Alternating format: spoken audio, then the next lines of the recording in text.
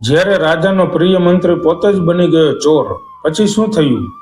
જ્યારે સ્વાદ પ્રેમમાં બદલાઈ ગયો, ત્યારે મંત્રીએ લીધું એવું જોખમ. એક રીંગણ માટે આખું રાજ્ય હચમચી ગયું.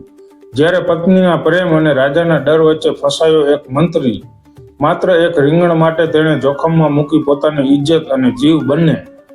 પણ પછી તેણે જે બુદ્ધિ બતાવી એ સાંભળીને તમે પણ બોલી ઉઠશો, વાહ મંત્રીજી વાહ! તો ચાલો જાણીએ કેવી રીતે એક રાત, એક રીંગણ અને એક બુદ્ધિશાળી મંત્રીએ લખી દીધી એક એવી કહાની જે આજે પણ ઉદાહરણ બની છે. નમસ્કાર દોસ્તો, મારી ચેનલમાં તમારું સ્વાગત છે. મારી ચેનલમાં નવા છો તો મારી ચેનલને લાઈક કરો, શેર કરો અને સબસ્ક્રાઈબ કરો. તો ચાલો શરૂ કરીએ આજની વાર્તા.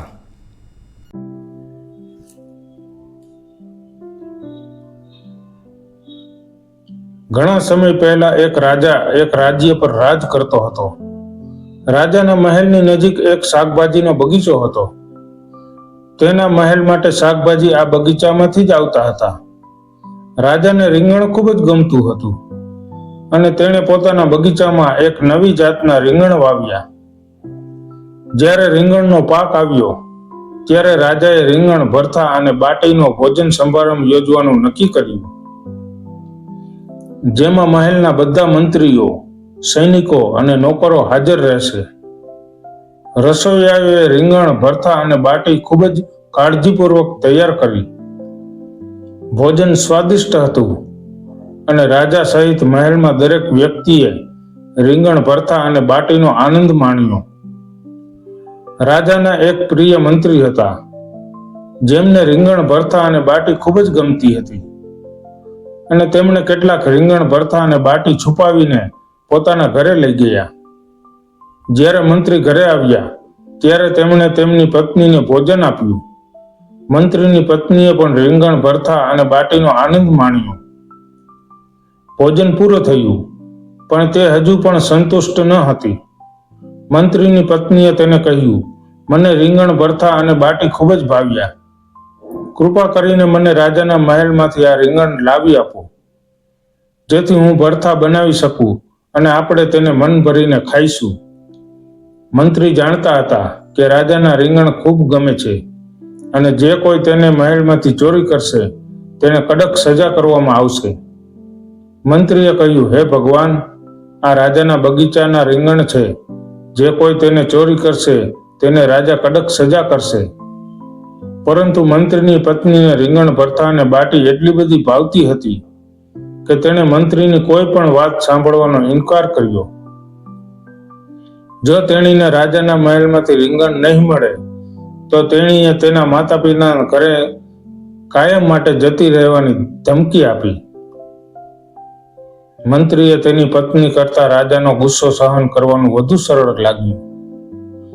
તેણે નક્કી કર્યું તે રાજાની સજા સહન કરશે પણ તેની પત્ની માટે રાજાના બગીચામાંથી રીંગણ લાવશે.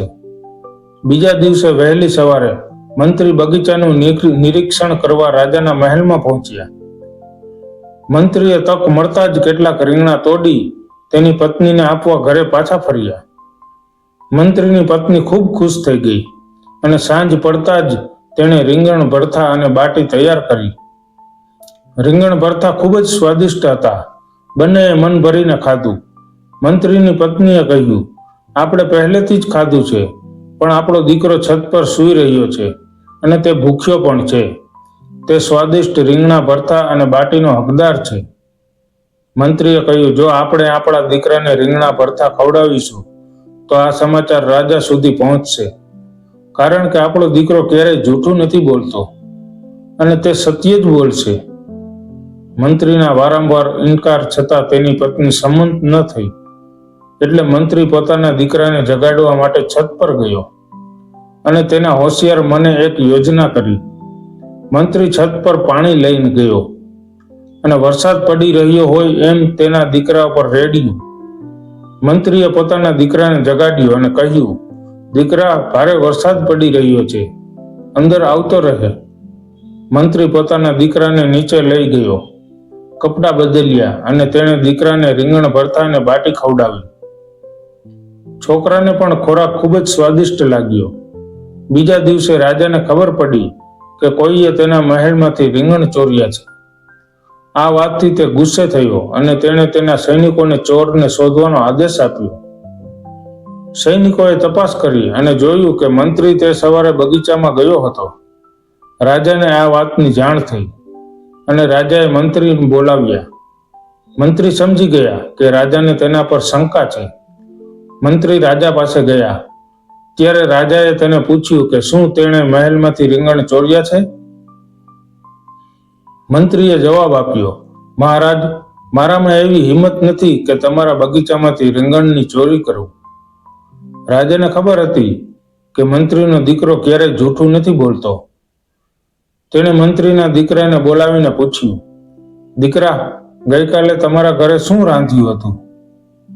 મંત્રીના દીકરાએ તેને કહ્યું કે ગઈકાલે રાત્રે તેના ઘરે રીંગણ ભરથા અને બાટી રાંધવામાં આવી હતી. છોકરાની વાત સાંભળીને બધાને ખાતરી થઈ ગઈ કે મંત્રીએ રીંગણ ચોર્યું છે અને હવે તેને કડક સજા થશે. રાજાએ મંત્રીને કહ્યું, મંત્રી, ગઈકાલે સવારે તમે બગીચામાં ગયા હતા અને તે તમારા પુત્રના શબ્દોએ સાબિત કર્યું કે તમે જ રીંગણ ચોર્યા હતા. મંત્રીએ કહ્યું, મહારાજ, તેમને પૂછો કે ગઈ રાત્રે હવામાન કેવું હતું? રાજાને થોડું વિચિત્ર લાગ્યું, પણ તેણે મંત્રીના પુત્રને ગઈ રાતના હવામાન વિશે પૂછ્યું. મંત્રીના પુત્રએ કહ્યું, મહારાજ, ગઈ રાત્રે ખૂબ જ ભારે વરસાદ પડ્યો હતો. રાજાએ કહ્યું, ગઈ રાત્રે તો હવામાન સ્વચ્છ હતું અને વરસાદનું એક ટીપું પણ પડ્યું નથી. પછી મંત્રીએ કહ્યું, મહારાજ, હું તમને આ જ કહેવા માંગતો હતો. ખરેખર ગઈકાલે જ્યારે હું રીંગણ ભરથા અને બાટી ખાધા પછી મહેલ છોડીને ગયો ત્યારે મેં મારા પરિવારને તેના વિશે કહ્યું અને તેમને કહ્યું કે રીંગણ ભરથા અને બાટી ખૂબ જ સ્વાદિષ્ટ હતા. ત્યારથી છોકરો ખાઈને સૂઈ ગયો અને તેના સપનામાં ગણગણાટ કરતો રહ્યો. રીંગણ ભરથા અને વરસાદ વિશે વાતો કરતો રહ્યો. રાજાએ જાણતા હતા કે રીંગણની ચોરી મંત્રીએ જ કરી છે. તે છતાં રાજાએ તેને છોડી દીધો અને તેની શાણપણથી પ્રભાવિત થયા. મંત્રીએ બતાવ્યું કે મુશ્કેલીમાં પણ બુદ્ધિ સૌથી મોટું શસ્ત્ર છે. જો તમને આ વાર્તા ગમી હોય તો એક લાઈક આપો, મિત્રો સાથે શેર કરો અને આવી જ પ્રેરણાદાયક કહાનીઓ સાંભળવા માટે ચેનલને સબસ્ક્રાઇબ કરો.